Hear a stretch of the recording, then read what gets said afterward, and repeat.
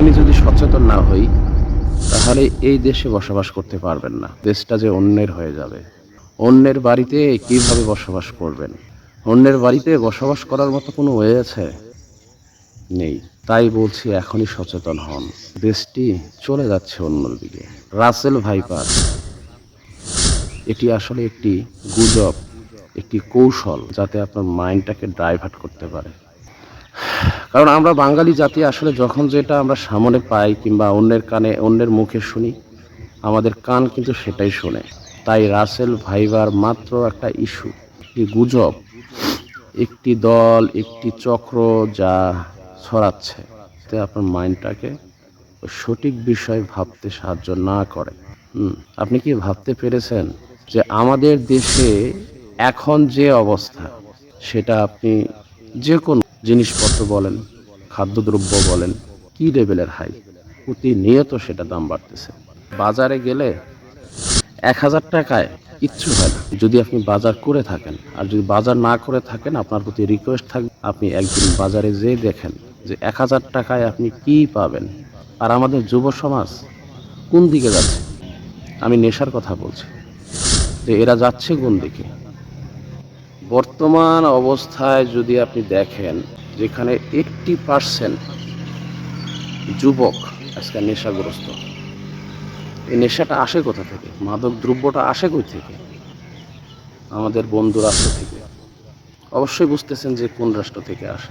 এমতো অবস্থায় যদি সেটা এত প্রকোপ আকার ধারণ করে থাকে, তাহলে আমাদের বাড়ির উপর দিয়ে যখন ট্রেন যাবে, হ্যাঁ, তখন কি অবস্থা হতে পারে আপনি একটাবার ভেবে দেখেছেন?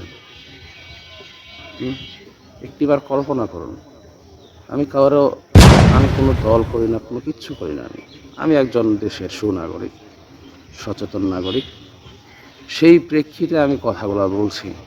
যখন একটি দেশের বুক চিরে অন্য একটি রাষ্ট্রের ট্রেন যাবে, জনগণ যাবে,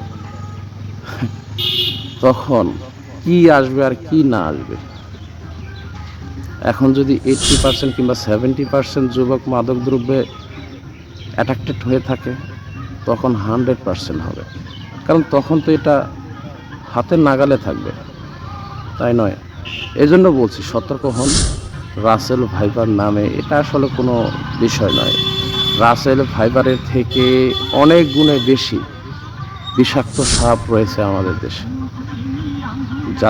যাদের কাছে রাসেল ভাইপারের কোনো, মানে সহজ বাংলায় বলতে গেলে বিন্দু পরিমাণ তার টাইম নেই।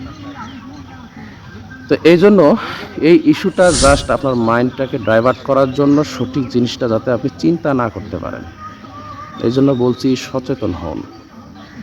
সচেতন না হলে আপনি আগে ধ্বংস হবেন, তারপরে আপনার সন্তান, তারপরে আপনার পরিবার, তারপরে সমাজ, তারপরে রাষ্ট্র।